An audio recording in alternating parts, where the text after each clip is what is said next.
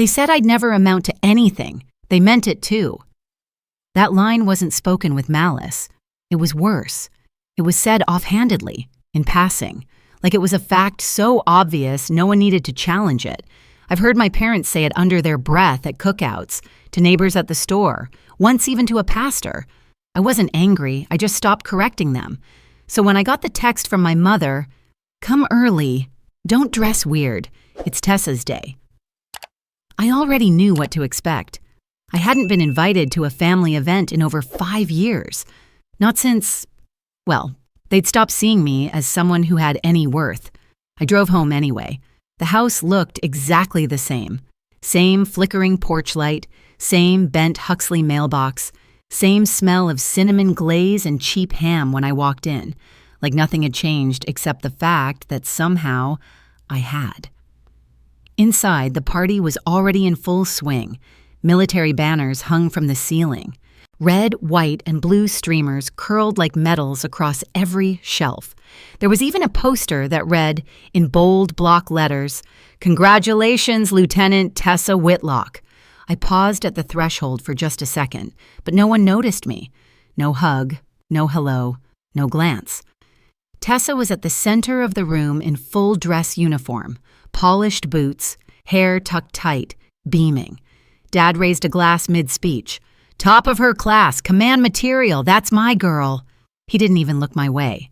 I was wearing a light gray coat, plain, clean, nothing to stand out, nothing to draw attention. That had been the point. I didn't come here to be noticed, but it still stung when Mom walked past me and muttered, "Glad you didn't wear one of your statement outfits."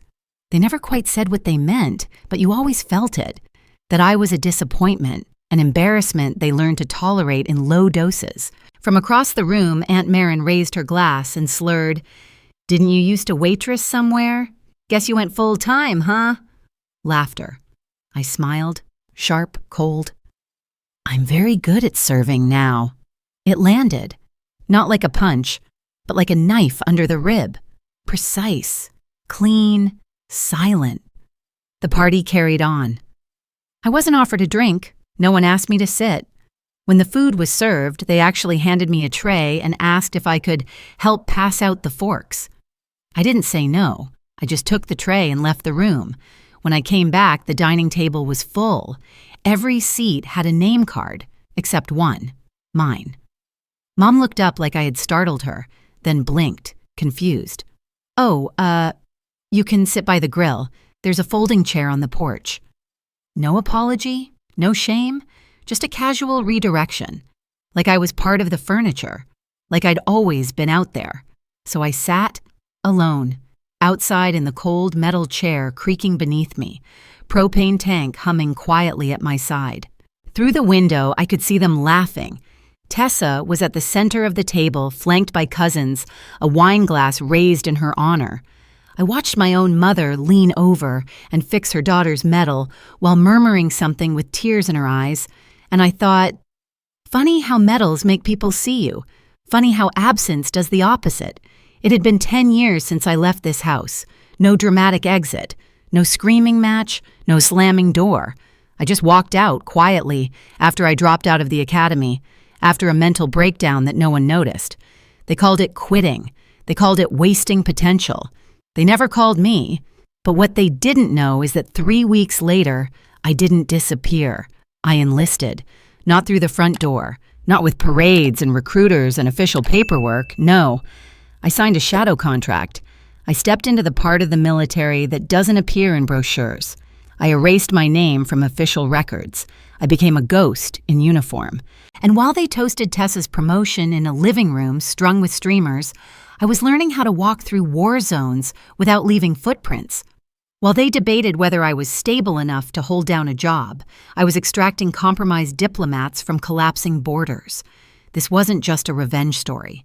This was what happens when someone spends a decade being erased, only to build a life too powerful to ignore. The folding chair creaked again under me. I shifted, watching the window. Someone had hung up the old family photo above the fireplace. Tessa, front and center, arms around Mom and Dad. Not a single frame of me in sight. But that was okay, because the real frame, the one that mattered, was coming. And when it did, it would need rearranging. Badly. The first time I really left wasn't when I packed a duffel bag and stepped out that front door. It was a Tuesday. Nothing dramatic, no storm, no slammed doors, no sobbing from the upstairs hallway. I just vanished from the people who'd already stopped seeing me. A week before that, I had stood in a lecture hall, staring at a blank exam paper for 3 straight hours. My hands were shaking, my mouth dry. All those straight A years, scholarships, pressure to be the Whitlock who mattered, and suddenly I couldn't even hold a pen. When I walked out of that building, I didn't go back. I didn't call home either. What would I say? "Hi, Mom. I failed to live up to your dreams, but I'm doing great at hyperventilating in library bathrooms."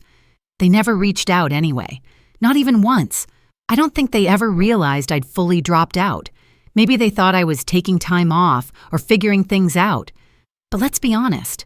They didn't care enough to check. Dad just kept telling people at church, "She's a bit lost right now, probably finding herself through poetry or backpacking or whatever kids do." No, Dad. I was finding myself through survival. I scraped by, got a gig waiting tables under an alias so my old professors wouldn't see me, shared an apartment with 3 strangers and a family of rats. And then one night, barely 2 months after I disappeared, I met someone at the back of a bar who asked one question that changed everything. "How invisible do you want to be?" The guy slid a card across the table. It had no name, just a number, and a symbol that I now know was for clearance level Tier 5 Alpha. Long story short, I enlisted. But not like Tessa. There were no boot camps or press releases, no welcome videos, no family send-off. I entered through a side door most people don't even know exists. Shadow Division, covert intelligence. You don't join it, you erase yourself into it. They took my records, wiped my transcripts, sealed my old academic file with a burn code. In exchange, I trained under names that weren't mine. I learned how to live off-grid, how to lie with my face, and how to pull people out of holes no one else would crawl into. And the whole time, back home, they were still calling me a failure. They told people I couldn't handle pressure, that I was sensitive, lazy, allergic to discipline.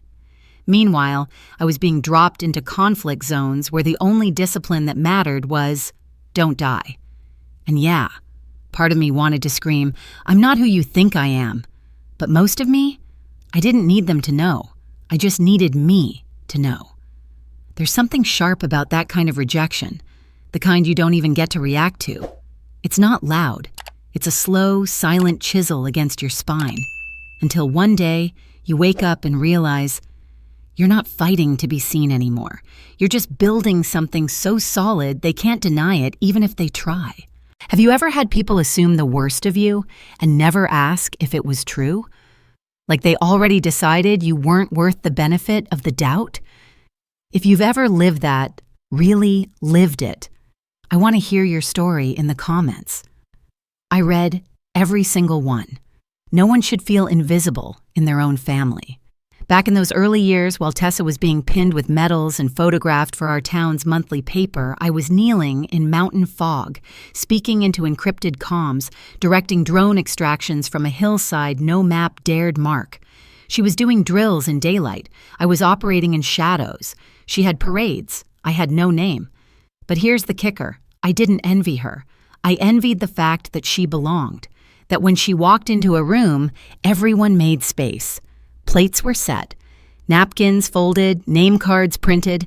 Meanwhile, I was still that folding chair on the porch, still that missing photo on the wall, still the daughter who didn't fit the narrative. Until the day I realized maybe I didn't fit because I wasn't supposed to. Maybe I was never meant to be part of their story. Maybe I was building my own.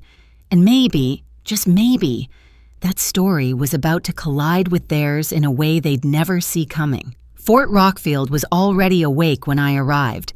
The sun hadn't fully cleared the ridge, but the Mojave sky was sharp and colorless. Boots echoed across the hard-pack yard like someone drumming out discipline. I parked around the side, kept my badge tucked low inside the jacket.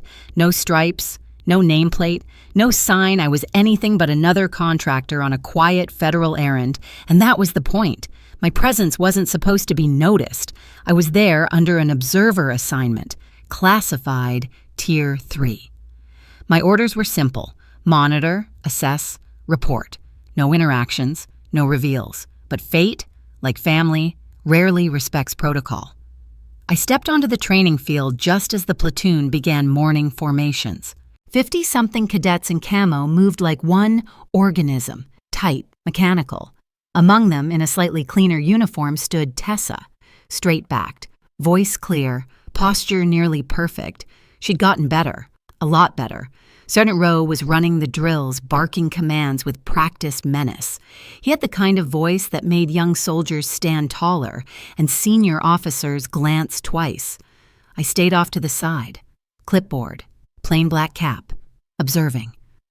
Until Rowe froze mid-stride. It wasn't subtle.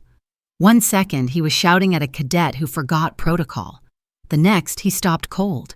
His eyes locked onto me, then widened, slightly, like something behind his military wiring kicked in. He straightened, shoulders pulled back, and then, with one clean motion, he saluted. "General, ma'am." Silence dropped like a hammer. No one moved. Tessa turned. The way her face changed, that flicker of recognition colliding with complete confusion. It's the kind of moment you don't plan for. You just feel it hit your bones. She blinked, lowered her practice rifle without meaning to. Someone beside her whispered, not even trying to hide it, "Wait, her sister's a general?" I didn't flinch, didn't smile, didn't explain, just returned the salute with 2 fingers against my temple and said low and calm, "Off duty, keep it quiet." Rowe nodded once and turned back to his platoon like nothing had happened.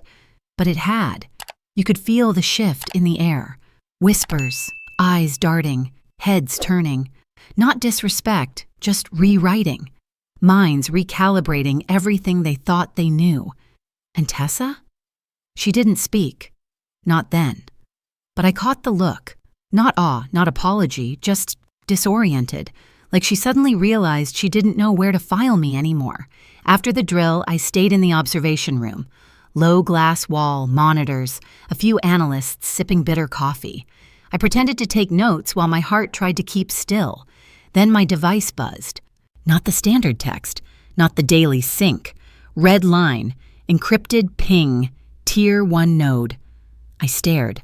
The ID tag flashing across the interface read, Whitlock Alpha. I stopped breathing.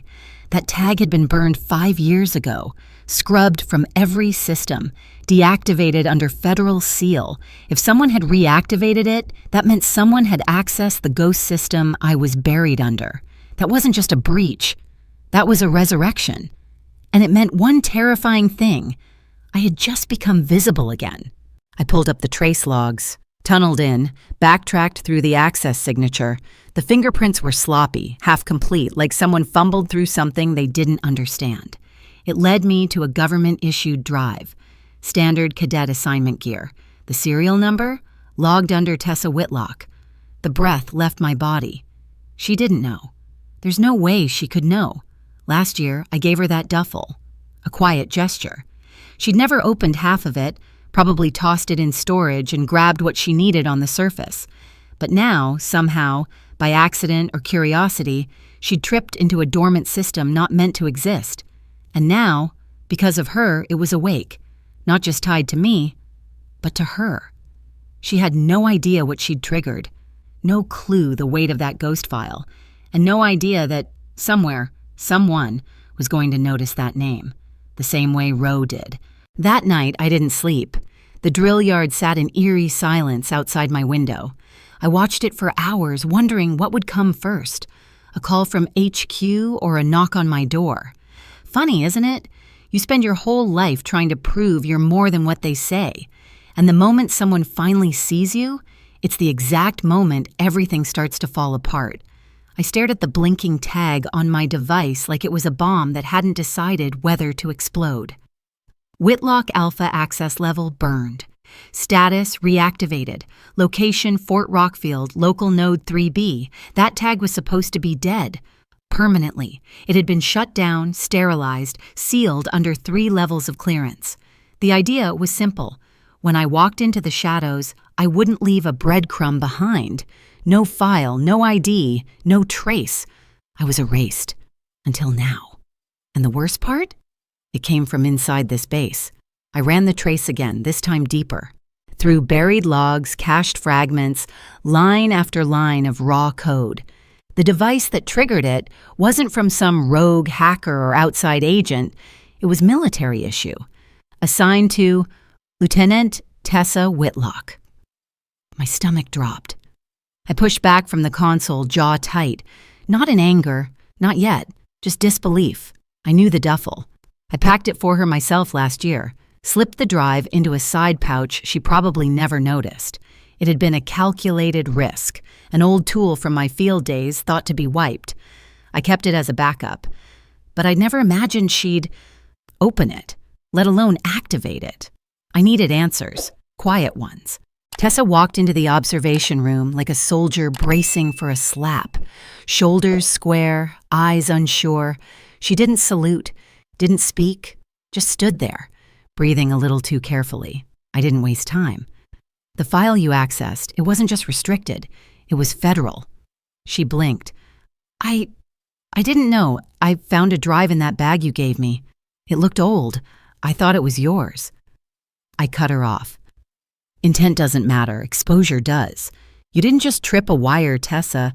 You stepped on a landmine I buried 10 years ago. Silence. Not defensive, just stunned.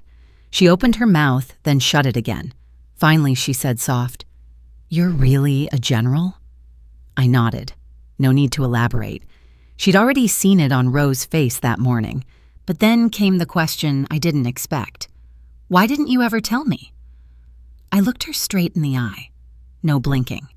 Because surviving in silence was safer than being seen by people who'd already decided what I was worth.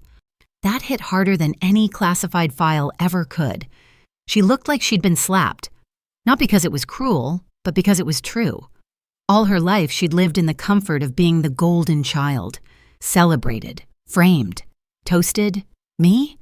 I was tolerated like static in the background, and maybe, just maybe, this breach wasn't just an accident. Maybe it was fate forcing the truth into the light. I should have reported her, should have followed protocol, called it in, sealed the breach, and let the system handle the fallout, even if that meant stripping her rank, reviewing her record, pulling her career inside out. But instead, I sent a message to Ro, quiet, direct. She stays with me. We fix this together.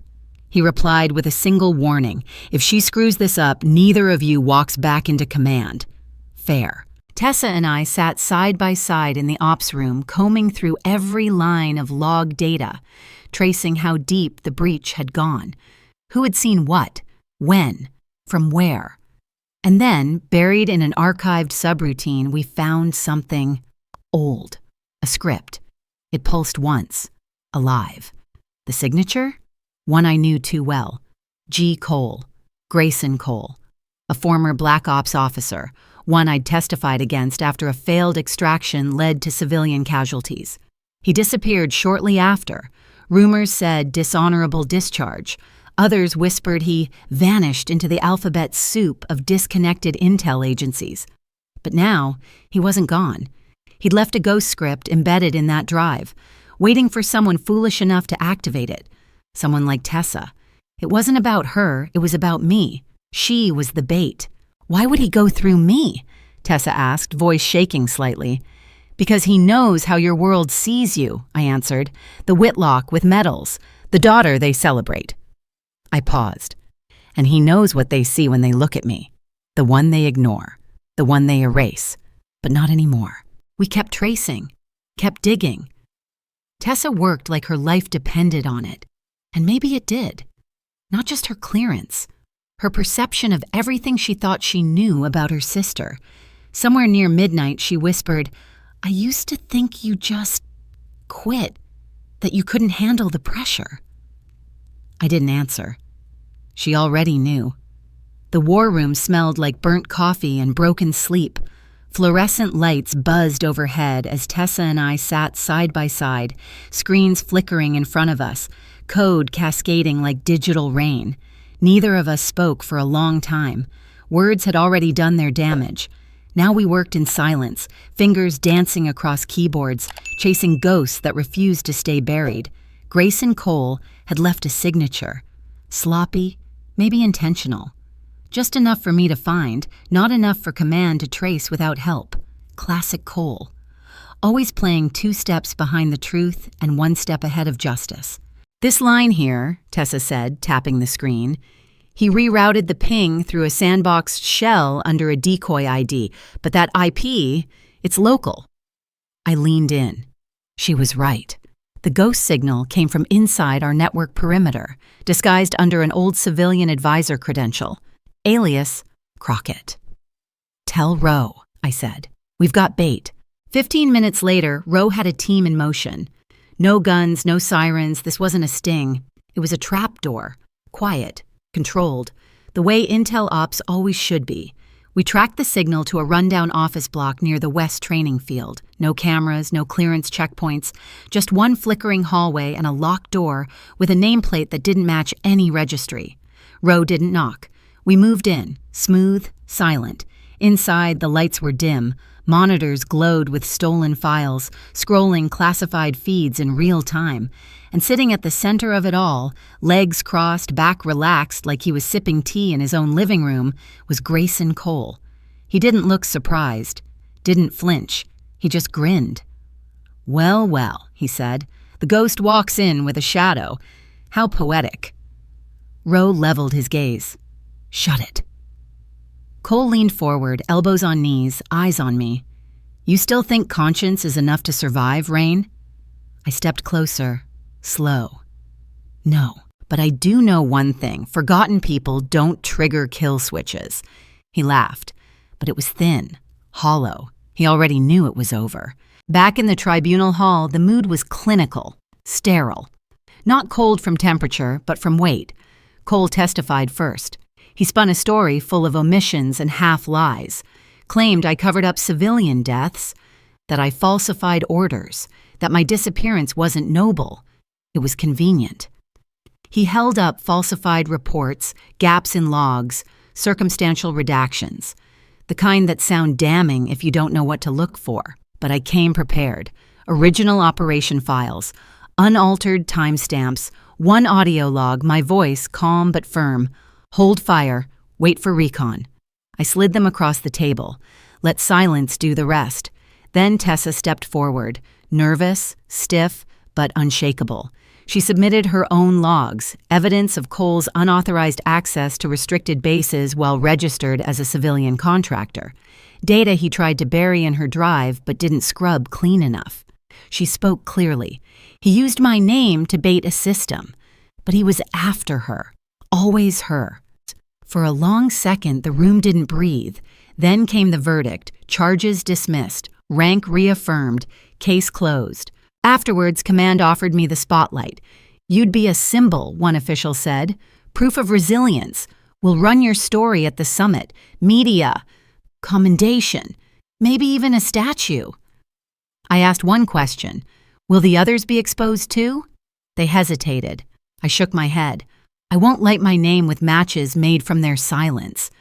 I didn't want glory. I wanted room for the ones like me who never got chairs at their own table. At the summit, they handed me a mic. I didn't talk about medals. I talked about moments no one claps for, about the quiet kind of loyalty, about surviving systems that reward visibility while punishing anything outside the mold. "You don't need to be saluted to matters, huh?" I told them. "You just need to hold your post when it's hardest." I stepped back. Someone else should speak. Tessa walked up, voice shaking but eyes steady. "I used to think those who stood tallest deserved the praise," she began. "But the ones who kneel to shield others, they're the ones who deserve to be remembered." She paused, looked right at me. I failed to see her before, because I was taught to measure worth by what people clap for. But now I know better. She held out a small box. Inside was my old Phoenix insignia, the one I'd tucked away when my file was burned. polished, restored. "I don't want to wear this," she said quietly. "I want to live up to it." Later that night, she and I sat in a quiet hangar, legs dangling from a metal platform. She turned to me, uncertain. "Did you ever hate me?" I thought for a moment. "No, I envied you." Her brow furrowed. "Why?" "Because you got a seat. You were always allowed in the room. You never had to prove you belonged." Tessa was silent. Then, after a beat, she whispered, "Then let's build a new room." That hit harder than I expected, because for the first time, someone wasn't offering me a medal. They were offering me space. And in the end, maybe that's what all of us who've been overlooked really want. Not a stage, not applause, just a place where our name is on the chair before we sit down. I didn't go back to Spokane right away. After the summit, there were interviews I declined, press releases I never approved. One general joked that my refusal to stand in front of a camera made me more legendary. Another said I'd be a terrible recruiter. They weren't wrong. I wasn't made for the spotlight.